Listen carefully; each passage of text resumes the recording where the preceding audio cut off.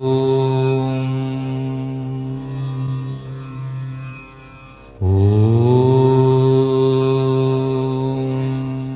नमस्कार। मैं सुनील मिश्रा आपके अपने चैनल कुंडली क्या है में हार्दिक अभिनंदन करता हूं तथा मैं आप सभी को जो पंच महापुरुष योग के बारे में परिचर्चा कर रहा हूं विगत कुछ दिनों से, जिसमें रोचक योग, सस योग और मालव्य योग के बारे में परिचर्चा किया जा चुका है। यानी आप अगर मेरे वीडियो पर विलंब से आए हैं तो आप मेरे प्रीवियस के वीडियो को देख करके उन योगों के बारे में जान सकते हैं। मित्रों, एक ऐसा योग जो कुंडली में है मिलेगा तो आप समझें कि वह व्यक्ति धन, कीर्ति, सुख, सम्मान की प्राप्ति निश्चित रूप से करेगा। उस योग का नाम भद्र योग है, जो बुध ग्रह से बनता है। तो आज हम लोग भद्र योग के बारे में, यानी पंच महापुरुष योग में भद्र योग के बारे में हम लोग परिचर्चा करेंगे कि यदि यह कुंडली में होता है तो व्यक्ति एक तरफ जहां सिंह के समान फुर्तीला होता है, वहीं गज की तरह चलने वाला और उसका वक्ष स्थल चौड़ा, यूं कहा जाए कि शारीरिक सुडौल बेहतरीन, तो वाणी भी उसकी गजब की होती है। चूंकि यह बुध से बनने वाला ग्रह है, और बुध क्या है तो बुध को कुंडली में बालक कहा गया है। और बालक का स्वभाव क्या है? बालक निर्मल होते हैं, चंचल होते हैं, तो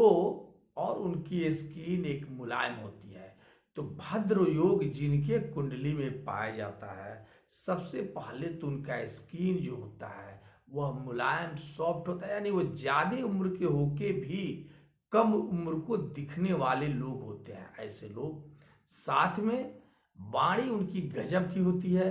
प्रभावशाली माने वाणी होती है, लोगों को अपने पक्ष में माने ये कहा जाए कि अपने वाणी के बल पर प्रभावित करने वाले लोग होते हैं, विद्वान होते हैं,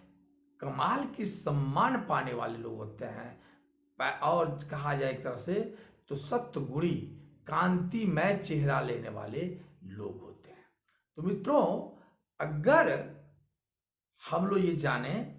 कि यह भद्र योग बनता कैसे है, भद्र योग बनने के लिए मैंने आप सभी को पहले बताया है कि कुंडली में एक लग्न कुंडली होती है, तो दूसरा चंद्र कुंडली से भी लोग देखते हैं। तो लग्न कुंडली से यदि केंद्र में, केंद्र कौन कौन सा घर है? 1, 4, 7 और 10, ये जो हाउस है, पहला घर, चौथा घर जो सुख का घर होता है, माता का घर होता है, 7वां घर जो पार्टनर का होता है, और 10वां जो कर्म का घर होता है। तो 1, 4, 7, 10 हाउस में यदि बुध देव अपने राशि में बैठे हों, अपनी राशि कौन कौन सी होगी? तो पहला मिथुन राशि यानी 3 अंक पर में बैठे हों, या कन्या राशि यानी 6 अंक में बैठे हों बुधदेव, तो यह भद्र योग का सृजन करता है। यानी आप माने कि कुंडली में इनका भद्र योग है। साथ में लग्न कुंडली की परिचर्चा हो गई। अगर चंद्र कुंडली से भी देखी जाए तो चंद्रमा से, चंद्र कुंडली है तब तो ठीक है, नहीं तो ये देखे कुंडली में चंद्रमा कहां बैठे हैं लग्न कुंडली में, तो चंद्रमा से एक माने उस घर में, पहले घर में, या 4, 7, 10, तो कहा जाए कि चंद्रमा से 4, 7, 10 में यदि बुधदेव बैठे हैं, तो और किस राशि में? अपने राशि में, तो ये माना जाता है कि भद्र योग का निर्माण हो रहा है। ऐसा व्यक्ति जिनके कुंडली में भद्र योग का निर्माण हुआ है। यानी ऐसा व्यक्ति जिनका बुध अपने राशि में केंद्र में बैठे हुए हैं, वह व्यक्ति वाणी का तो सुंदर होता ही है, बुद्धिमान होता है, शास्त्र का ज्ञाता होता है, धार्मिक प्रवृत्ति का होता है, सुंदर ललाट उसकी होती है, धैर्यवान होता है, कार्य को स्वतंत्र रूप से करने वाला होता है, किसी के बात को न मानकर अपनी मन से करने वाला होता है, मनमौजी जिसको कहा जाता है,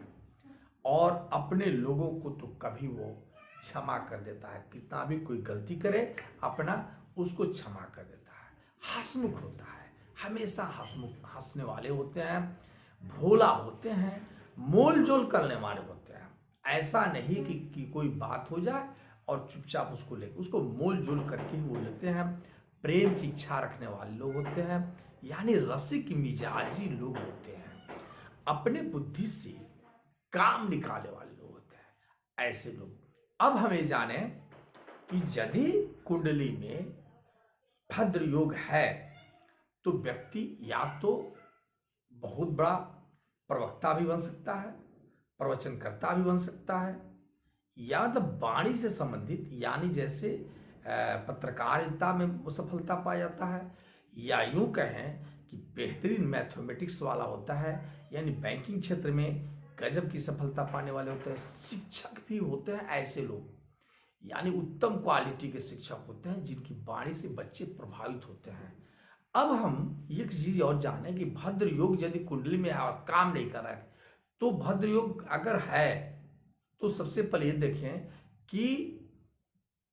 वो भद्र योग बन रहा है, लेकिन क्या उससे लाभ मिलने वाला है, इसके लिए आपको 3-4 चीज देखनी होगी। पहले तो बुध के डिग्री को देखना होगा कि बुध कहीं अस्त तो नहीं है, बुध की डिग्री छिड़ तो नहीं है, यानी 0 डिग्री पर तो नहीं है, बुध वृद्धावस्था को तो धारण किए नहीं है, बुध पर कोई पाप ग्रह की दृष्टि तो नहीं पड़ रही है, बुध कोई पाप ग्रह के साथ तो नहीं बैठे हैं, बुध पाप कर्तरी में तो नहीं फंसे हुए हैं। तो अगर इन सभी चीजों में फंसे हुए हैं बुध, तो भद्र योग लाभ नहीं देगा, ये मैं तो नहीं कहूंगा, लेकिन ये कहेगा कम लाभ देगा। अगर बुध जो है स्वगृही तो होंगे ही, किसी शुभ ग्रह की दृष्टि पड़ रही है, किसी पापा की दृष्टि नहीं पड़ रही है, और डिग्री उनकी अच्छी है, यानी 12 से 18 डिग्री में है, और यूँ कहा जाए कि ये कहीं भी पाप दृष्ट नहीं है, तो ऐसे बुद्ध भद्र योग का निर्माण करके व्यक्ति को सिखाइयों तक मैंने ऊंचाइयों तक पहुंचाने वाले होते हैं। ऐसा व्यक्ति गजब का प्रभावशाली होता है। हाँ, अगर आपके कुंडली में भद्र योग बन रहा है, याद रखिए, और भद्र योग कमजोर पड़ा हुआ है, यानी पाप दृष्टि है उस पर, यानी ये कहा जाए कि शत्रु क्षेत्रीय है, या पाप ग्रह से दृष्टि है, पाप ग्रह से ग्रसित है, पाप कर्तरी में है, डिग्री नहीं है, तो बुद्ध को मजबूत करने का प्रयास करें और भद्र योग का लाभ आप उठावें। इसके लिए आपको 2 या 3 कामों में से कोई काम करना होगा। या तो बुद्ध देव के बीज मंत्र को पढ़ करके उनको मजबूत करें,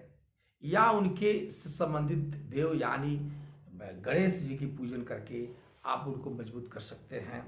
या यूं कहा जाए तो बेहतरीन